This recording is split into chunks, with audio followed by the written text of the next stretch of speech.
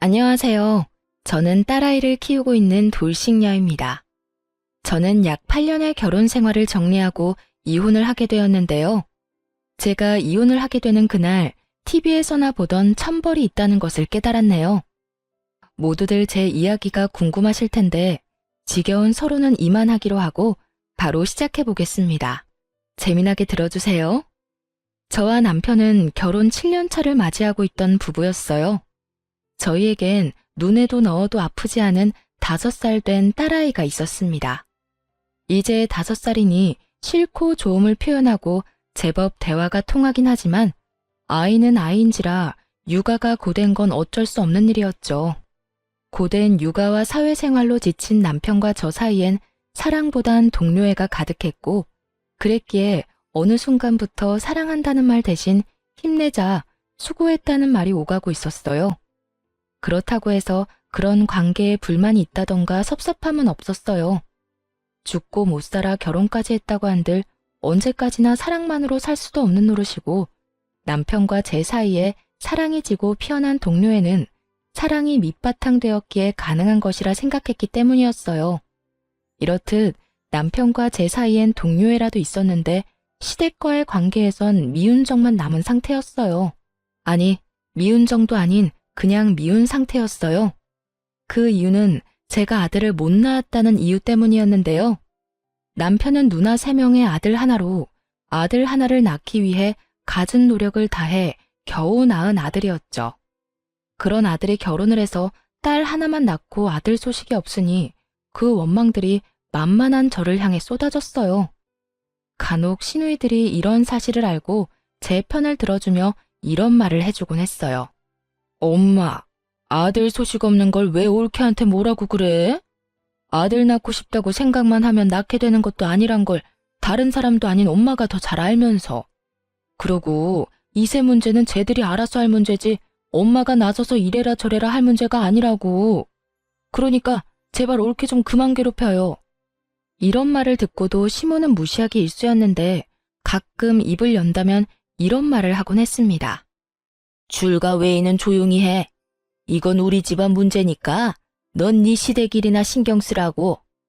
이렇듯 출가 외인이라 줄을 그어버리는 시모를 보며 시누이들은 혀를 내두르며 한숨을 쉬었고 저의 편을 더 들어주려고 했지만 시누이들도 시누이 가정이 있으니 단단한 방패막이 되어주기란 힘든 것이 현실이었어요.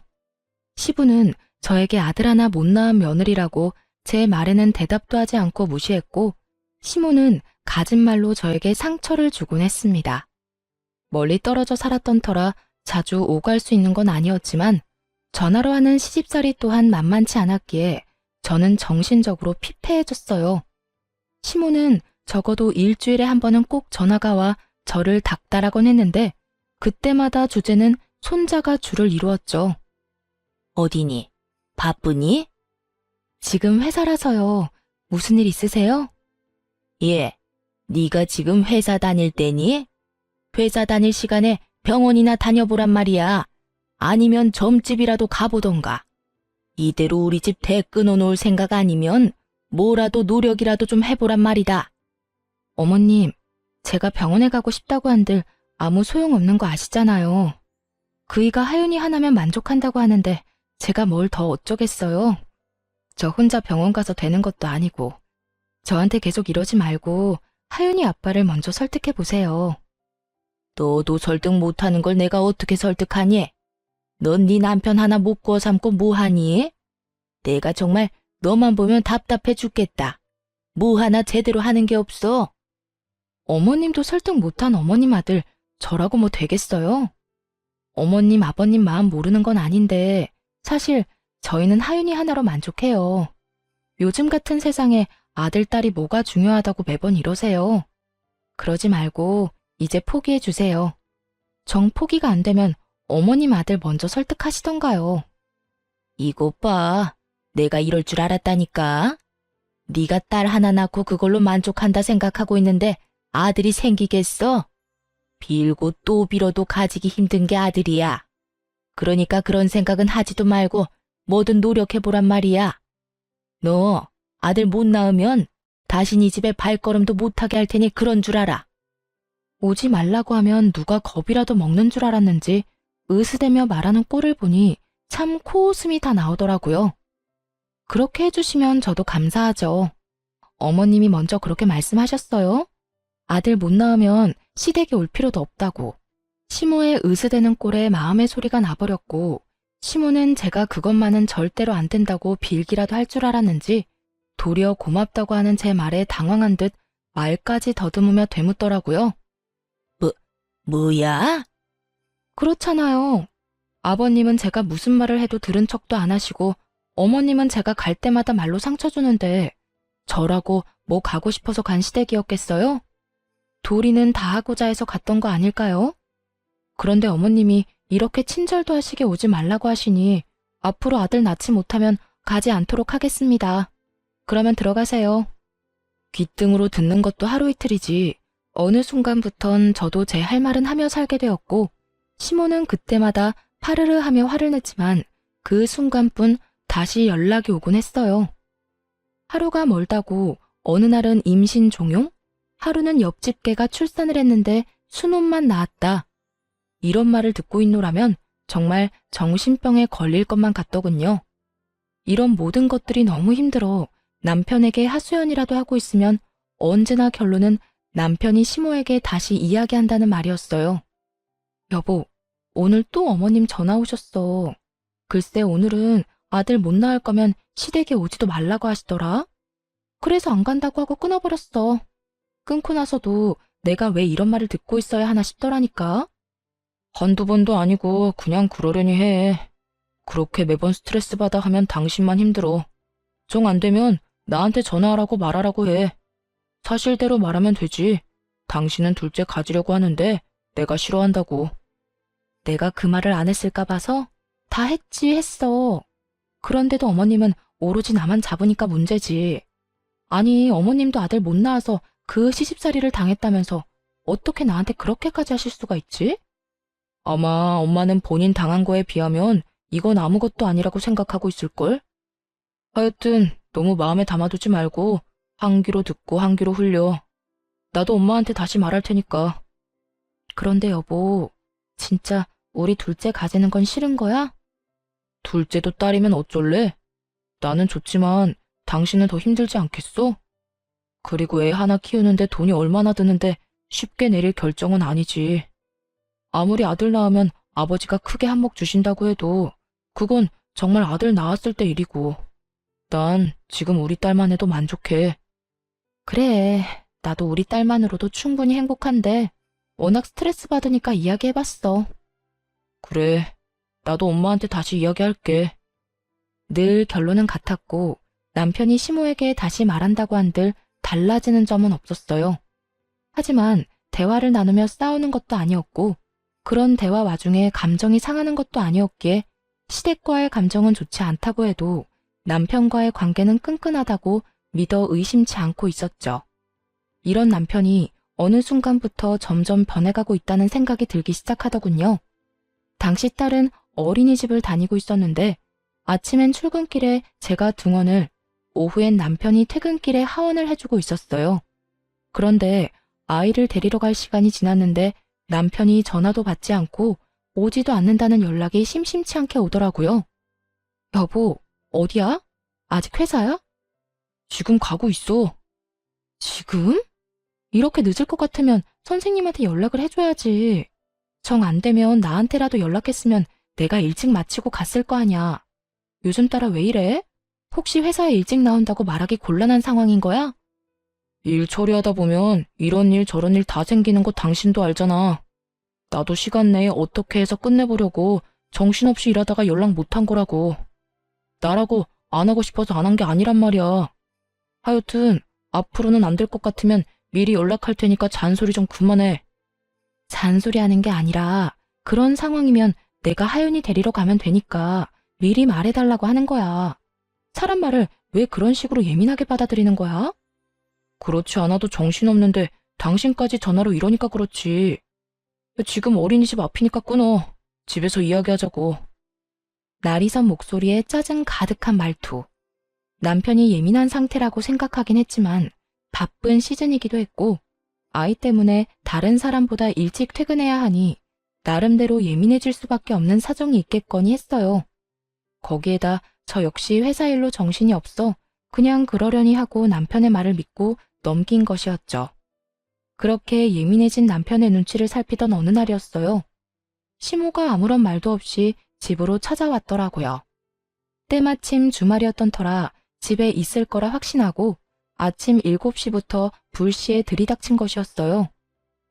어머님, 이 시간에 연락도 없이 무슨 일이세요?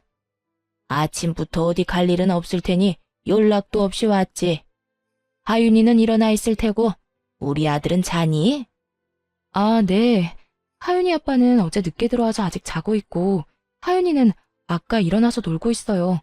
하윤이 아빠 깨울까요? 됐다, 돌아. 피곤한 사람 깨우긴 왜 깨워? 아이고, 일단 이거부터 받아봐라. 무거워서 팔 떨어지겠어. 시모는 끙끙거리며 저에게 박스를 건넸고 받아서 들었더니 한약이더라고요. 어머님, 이게 무슨 약이에요? 무슨 약이긴 네 약이지. 임신 잘 되는 약이야. 용하다는 데서 지어왔는데 그 약 먹고 아들 낳은 사람이 한두 사람이 아니다더라. 이거 먹기만 하면 아들은 무조건 낳는다고 하니 빼놓지 말고 먹기나 해. 내가 큰맘 먹고 큰돈 주고 사온 거니까.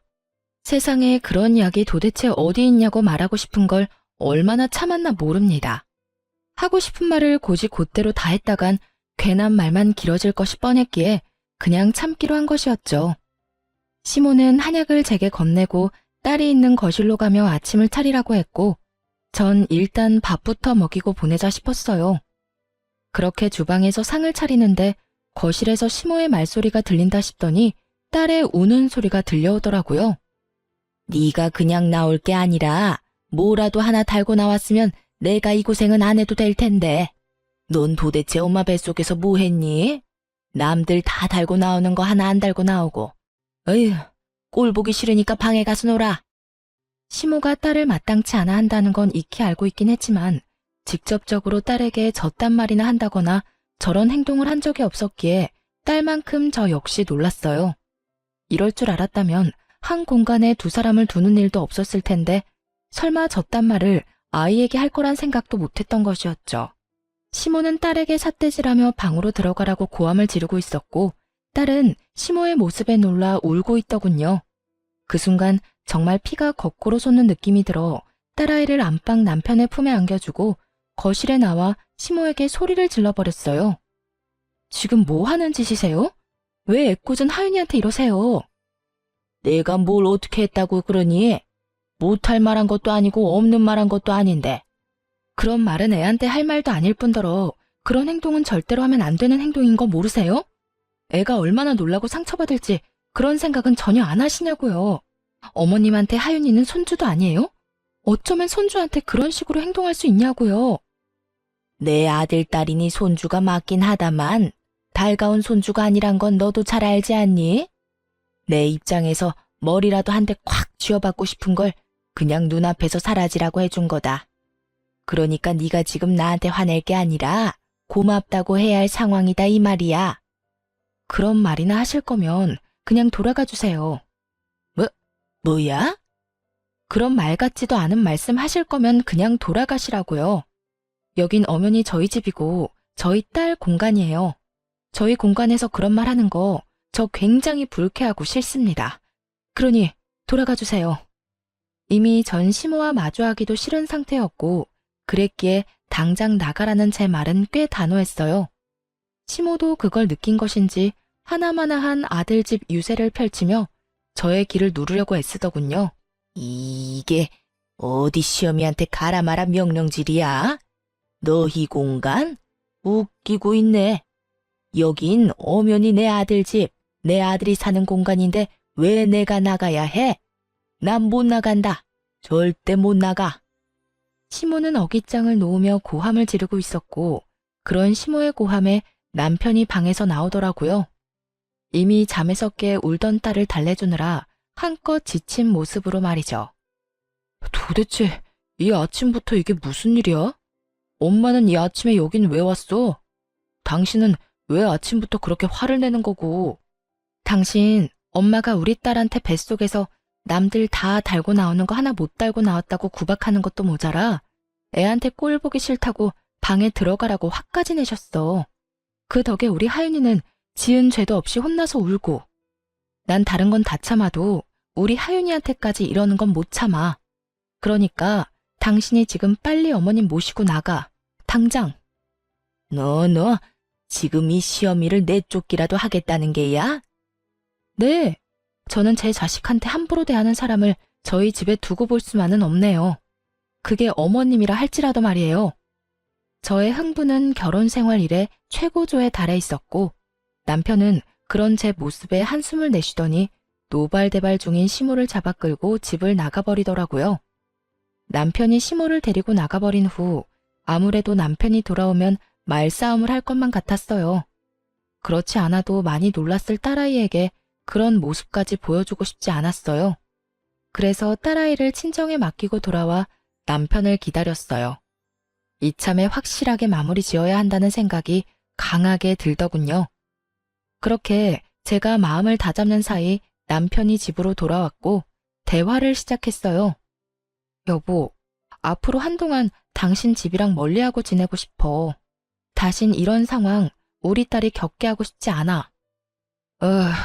오늘 일은 엄마가 심했단 거 나도 인정해. 그런데 아무리 그렇다고 해도 그건 아니지. 당신이 우리 집 하나뿐인 며느린데 말이 좋아야 한동안이지. 그 말은 그냥 연을 끊겠다는 말하고 같은 말이잖아. 그건 앞으로 어머님, 아버님 행동에 따라 달라지겠지. 지금처럼 계속 나랑 내 딸 무시하고 구박하면 연이 끊길 테고, 그렇지 않고 있는 그대로의 우리를 받아들여준다면 다시 왕래하고 지내지 않겠어? 나도 무조건 연을 끊겠다는 말이 아니야. 단지 이런 식은 아니라는 거야. 어린애가 뭘 안다고 애한테 그런 말을 하냐 이거야. 심지어 어머님은 그런 행동을 해놓고도 본인이 잘못했다는 인지조차 없으셔. 그런 사람을 내 딸 곁에 계속 방치하겠다고? 난 절대 싫어. 방치하겠단 말이 아니잖아. 피할 게 아니라 부딪히면서 설득하자는 말이야. 이런 일 있었다고 연을 딱 끊어버리면 부모님이 우릴 뭐라고 생각하겠어? 미워하기만 하다가 결국 그렇지 않아도 미워하는 우리 딸을 더 미워하시겠지. 당신은 그런 걸 바라는 거야? 애초에 그게 잘못된 거야. 어떻게 본인들 손주를 그렇게 미워할 수가 있는 거냐고. 아들이 아니라 딸이라서? 그런 이유로 미워하는 티를 애한테 팍팍 내는데 그런 게 잘못됐다는 거 당신은 정말 몰라서 그래? 우리가 부모니까 우리가 딸을 보호해야 하는 게 맞는 거 아니야? 하여튼 나하고 하윤이는 한동안 시댁엔 안 갈 거니까 그런 줄 알고 어머님께도 우리 집에 오지 말라고 해줘. 당신이 전하지 않으면 내가 직접 말할 테니까 그런 줄 알고. 전 이때도 그렇고 지금도 그렇고 제가 틀린 말 했다고 생각하지 않습니다. 시모의 행동은 선을 넘었고 상식을 벗어난 수준이었어요. 시부모님 입장에서 손이 귀한 집에 손주 한번 안아보지 못해 섭섭하고 안달이 난 마음을 이해하지 못하는 것은 아니었어요. 하지만 본인 아들이 그렇게 둘째는 싫다고 하는 가운데 그 비난의 화살을 저와 제 딸에게 쏘아버리는 건 저로서는 절대 용납할 수도 용납해서도 안 되는 일이라 생각했습니다. 그래서 전 남편에게 제 뜻을 굽히지 않고 말하게 되었고 남편은 그저 시댁의 입장에서만 생각한다 싶더니 결국 저의 성격을 트집잡아 화를 내기 시작하더라고요. 당신 진짜 이런 사람이었어? 무슨 여자 성격이 이렇게 대쪽 같아? 좀 아닌 것 같아도 상황에 따라서 좀 굽힐 줄도 알아야지. 하나부터 열까지 무조건 당신 말대로 당신 뜻대로 다 해야 그 직성이 풀리는 거야? 이런 상황이니까 굽히지 않는 거야. 내가 지난 결혼 생활 동안 이렇게까지 싫다고 한 적이 있었어? 누구보다 잘 아는 사람이 왜 그런 식으로 말해? 아, 됐어. 당신한테 진짜 실망이 크다. 난 당신이 이런 여자인 줄 꿈에도 몰랐다. 당신이 뭐라고 하든 난 우리 집에 갈 거니까 당신은 당신이 하고 싶은 대로 해. 더는 이 이야기 하지도 말자. 진짜 질리니까. 치열한 말다툼 끝에 남편은 마음대로 하라고 아주 큰 소리를 지르며 방으로 들어가 버렸고 그렇게 저희의 각방살이가 시작되었어요. 다음날 딸을 데리러 친정에 갔더니 엄마가 굳은 표정으로 절 조용히 부르더라고요. 딸, 너 이것 좀 봐라. 굳은 표정으로 엄마가 저에게 건네준 것은 다름 아닌 딸이 그린 그림이었어요. 딸, 남편, 저로 추정되는 사람이 나란히 서 있는 그림이었는데 도무지 이상한 점이 없는 그림을 건네주는데 엄마의 표정이 너무나도 굳어있어 의아했죠. 이게 왜? 무슨 문제 있어? 나도 아무 문제가 없는 줄 알았는데 하윤이가 이 그림을 그렸길래 내가 누구냐고 물어봤는데 글쎄 이 여자가 네가 아니라 언니라고 하더라. 내가 몇 번이나 물었는데 계속 언니라고 그랬어. 아빠 친구 언니라고. 이게 무슨 일이니? 뭐? 확실해? 엄마가 아니라 언니래? 그래. 몇 번이나 물어서 애가 짜증을 다 내더라니까. 너 정서방이랑 무슨 일 있니? 이거 엄마가 보기엔 보통 일 아닌 것 같아.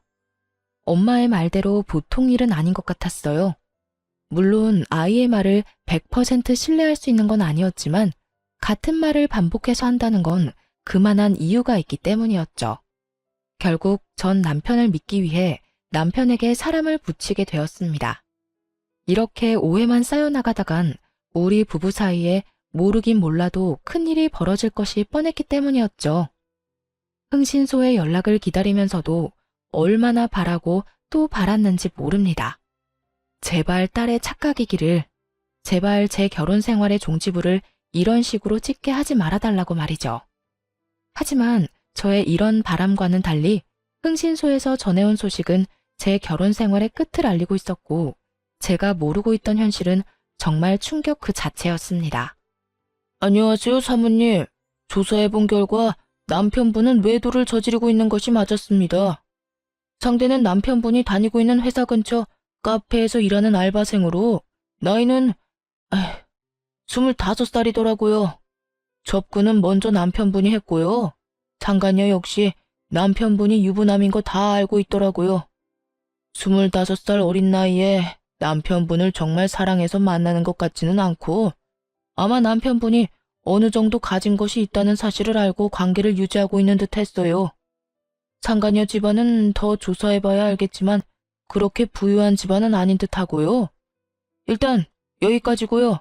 더 알아내는 대로 연락드리겠습니다. 우연찮게도 상간녀의 나이는 25살이라고 하더라고요. 남편을 처음 만났을 때 제 나이가 25살이었는데 참 많은 생각이 오가더군요. 들어보니 남편이 이때껏 딸 어린이집에 갑자기 늦기 시작한 건 전부 상간녀 때문이었는데 상간녀의 아르바이트가 끝나고 상간녀와 함께 딸을 데리고 간 것이었어요. 상간녀의 아르바이트 시간을 비교해보니 계산이 되더군요. 딸과 함께 남편과 상간녀가 찍힌 사진을 보는데 정말 치가 떨렸어요. 외도를 저지른 것도 치가 떨리는데 그 더러운 현장에 딸도 함께 데리고 있었다는 사실이 저를 더욱 화나게 했어요. 그 모진 순간들에도 저는 남편을 정말 믿었는데 그랬기에 지금까지 버틸 수 있었던 것이었는데 처음 안 순간부터 해서 지금까지 함께한 세월이 얼만데 어떻게 그런 우리의 시간을 이런 식으로 마무리하게 만드나 싶더군요. 남편에 대한 배신감은 생각보다도 컸고 외도 사진들을 보며 얼마나 울고 또 울었나 몰라요. 연애 시절 저를 향하던 남편의 미소를 사진에서 보는 순간 전 아이를 위해서라도 이혼을 해야만 한다는 생각이 들더군요. 더는 남편에겐 저와 딸이 있는 가정은 필요 없어 보였으니까요. 그렇게 전 친정 부모님께 모든 사실을 털어놓고 딸을 부탁드리고 이혼 준비를 시작했어요. 증거가 명확한 덕분에 이혼 준비는 수월하게 진행되었고 마무리가 될 무렵 상간녀를 찾아갔습니다. 어떤 여자인지 직접 보고 싶었거든요. 상간녀가 일하는 가게에 들어서는 순간 저를 알아본 상간녀의 표정이 순식간에 굳더군요. 저는 주문도 하지 않은 채 테이블로 가서 앉았고 그런 제 테이블로 상간녀가 물을 가지고 와 맞은편에 앉더라고요.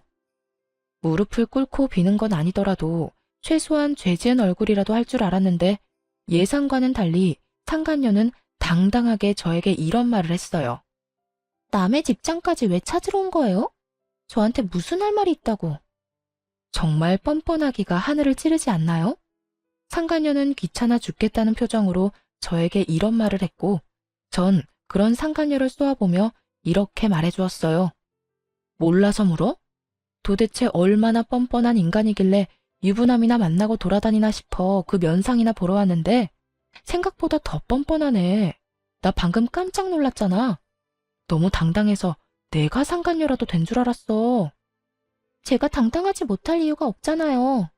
말이야 바른 말이라고 남편 관리 못한 사람이 잘못이지 제가 무슨 잘못이 있겠어요? 전 그저 제가 좋아 죽겠다는 오빠 마음 받아준 것밖에 없다고요. 아, 그러니까 넌 유부남이든 말든 널 좋아 죽겠다고 하니 불륜을 저지른 것뿐이라는 거네? 사랑은 죄가 아니다. 이런 말을 하고 싶은 거네? 그렇죠. 오빠가 그러는데 어머님이랑 아버님이 손주 기다린다고 하더라고요. 만약 제가 아들 하나 낳아주기만 하면 그쪽 같은 여자랑은 당장 이혼한다고 하기도 했고요. 나이도 어리겠다, 자궁도 건강하겠다. 낳다 보면 그깟 아들 하나쯤은 시간 문제 아니겠어요? 그러니까 험한 꼴 당하기 전에 스스로 물러나요. 같은 여자로서 걱정되어서 하는 말이에요. 걱정? 참 감동적이네. 가정 있는 남자 만나느라 그렇지 않아도 바쁠 텐데 내 걱정까지 해주고 말이야. 그런데 어떡하지? 난 네 걱정 따위는 필요 없는데. 내 앞에서 자존심 세워봤자 소용없어요. 그렇게 아득바득 노력해봤자 어차피 그쪽은 나한테 남편 뺏긴 불쌍한 여자일 뿐이니까요. 그러니 내가 한 말 너무 고깝게 듣지 말고 새겨들어요.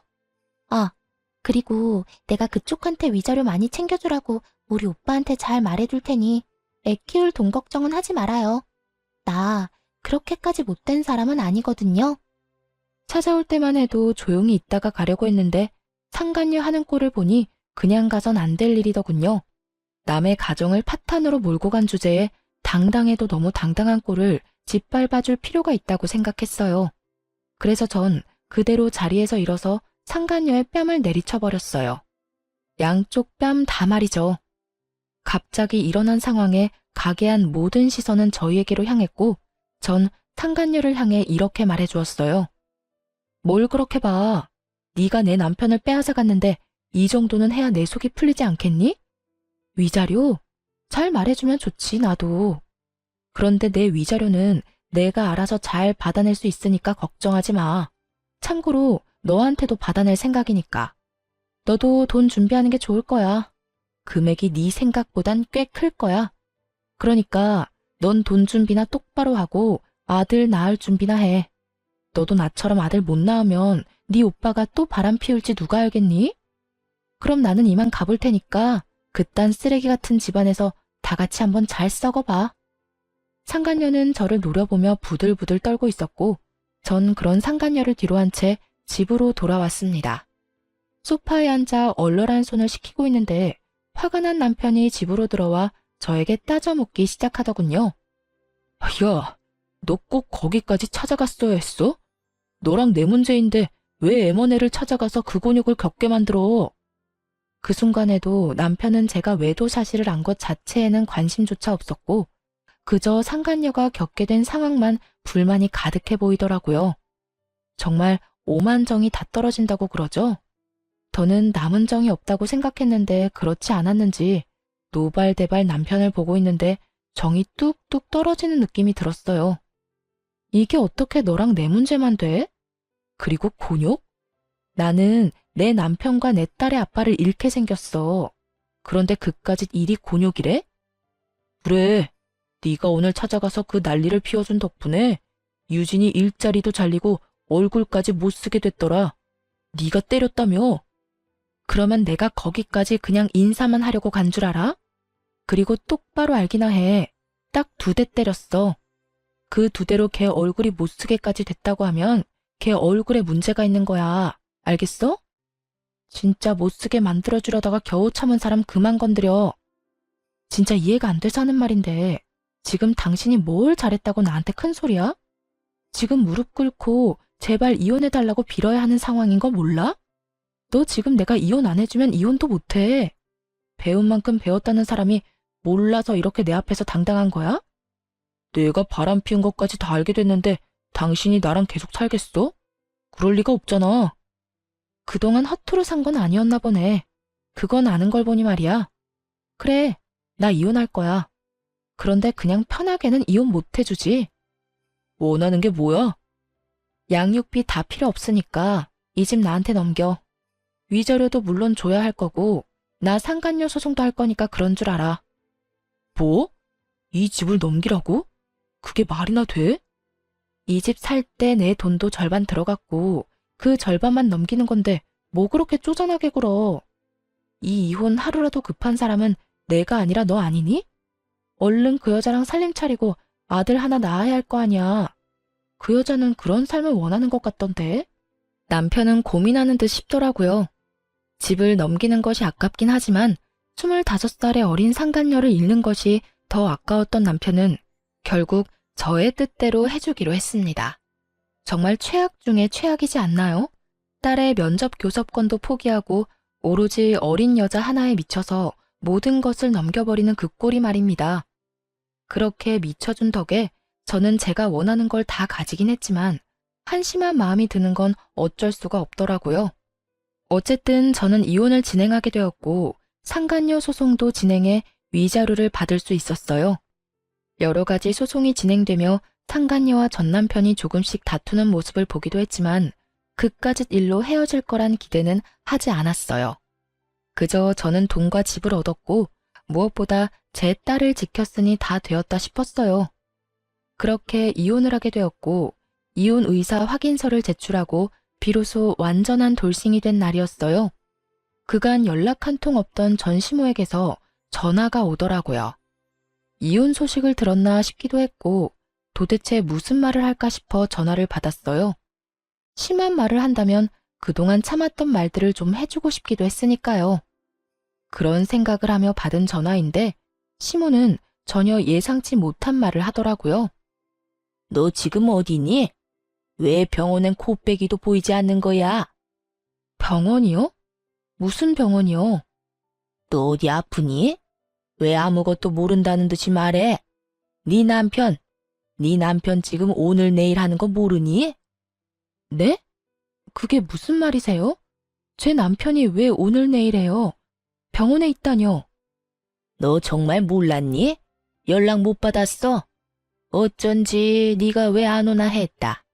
네 남편 그저께 화물차랑 교통사고 나서 지금 병원이다. 사고가 크게 나서 수술을 했는데도 하반신 마비는 피해갈 수 없다고 하더라. 수술 끝내고 나온 지가 언젠데 아직까지 의식도 없다고. 도대체 그 시간에 왜 고속도로 근처에 있었는지 모르겠어. 전 남편의 전화는 차단을 해버렸고 나머지 이런저런 연락을 받고 싶지 않아 전화를 꺼둔 사이에 이런 일이 일어났다니. 도대체 어떻게 된 일인가 싶었어요. 들어보니 고속도로를 올리기 직전에 사고가 난 것 같은데 그 시간에 왜 거기 있었는지 이해가 되지도 않았고요. 하지만 그런 제 궁금증은 금방 풀리게 되었어요. 어린 여자애도 같이 있었다고 하는데 아니 그 어린 여자가 왜 우리 아들 차에 같이 타고 있었는지 이해가 안 된다니까. 넌 뭐 아는 거 있니? 우리 아들 출장이라도 가던 길이었어? 어떻게 된 사고인지 우리 아들만 저 모양 저 꼴이고 그 여자애는 아주 멀쩡하다니까. 겉모습은 타박상밖에 없는데 뇌를 다친 건지 입은 꼭 다물고 있어서 내가 답답해 죽겠다. 너 언제 병원 올 거니? 지금 당장 올 거지? 오는 김에 하윤이도 좀 데리고 오려무나. 혹시 아니? 딸 목소리라도 들으면 정신이 돌아올지. 그래요. 전 남편은 저와의 이혼을 기념하기 위해 상간녀와 여행을 떠나던 도중 사고가 난 것이었어요. 생각보다 크게 난 사고에 남편은 하반신 마비가 되어버렸고 상간녀는 크게 다치지 않아 의식이 돌아오긴 했지만 신분 상승의 꿈을 눈앞에 두고 무산되어 버리자 그 충격에 입을 다물고 있었던 것이었어요. 전 아무것도 모르고 딸아이까지 들먹이며 당장 병원으로 오라는 시모에게 모든 사실을 알려주기로 했어요. 어머님, 아니, 아줌마, 저 이제 아줌마 며느리 아니에요. 무엇이 어쩌고 저쩌고 해? 아줌마? 며느리가 아니야? 네, 저 오늘부로 이혼 확정나서 서류도 다 정리됐고요. 이제부터 아줌마 며느리는 제가 아니라 거기 입 꼭 다물고 있는 그 어린 여자애가 아줌마 며느리예요. 말이 되는 소리를 해라. 저 젊은 여자애가 왜 내 며느리야? 너 지금 어디 아프니? 그렇지 않고서야 그런 말도 안 되는 소리를 해. 아줌마 능력 좋은 아들이 글쎄 25살짜리 여자랑 산다고 가정을 버렸지 뭐예요? 그러니 제가 아니라 그 망연자실해서 아무 말도 안 하고 있는 그 여자애가 아줌마 며느리 아니겠어요? 이제 전 엄연한 남이니까 남한테 전화해서 엄한 소리 하지 말고 예비 며느리한테나 가보세요. 저는 전화를 끊어버렸고 바로 전화기를 다시 꺼버렸어요. 이렇게 좋은 날 더는 방해받고 싶지 않았으니까요.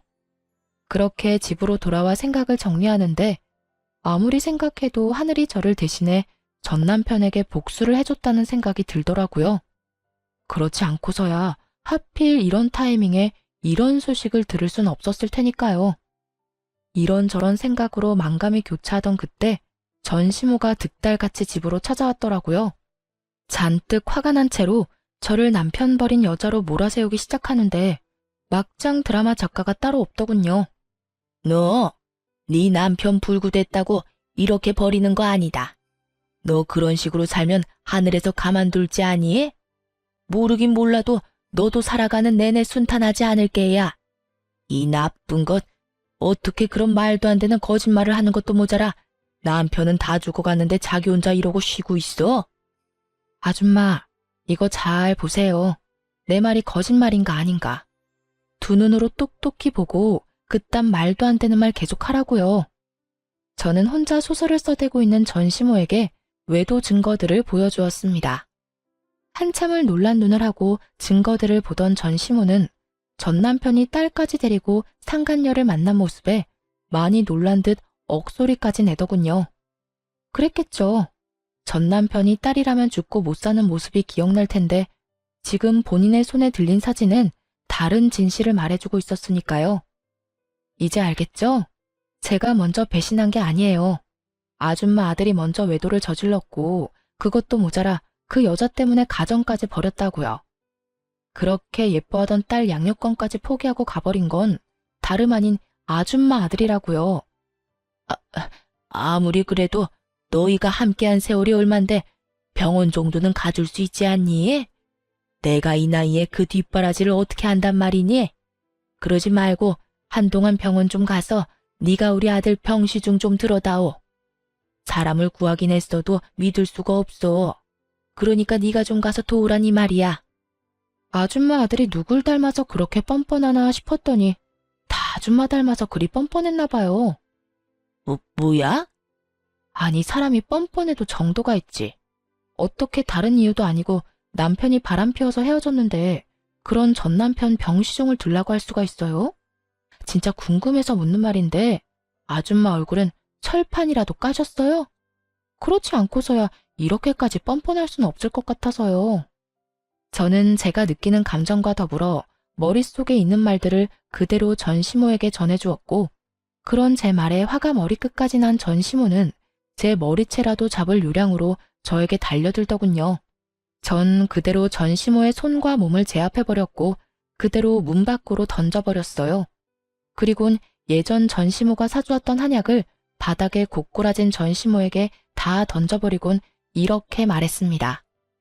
워낙 귀한 거라고 하니 한 첩도 안 먹었어요. 이 귀한 거 버리기엔 아깝고 저는 이제 필요도 없으니 젊은 예비 며느리 가져다 주세요. 평생의 소원이었던 손자는 품에 안아봐야 하지 않겠어요? 아들 몸이 그 모양 그 꼴이라 가능할지는 몰라도 그 여자가 아들 하나는 무조건 낳아준다고 했으니 얼른 가서 잘 구슬려 보세요.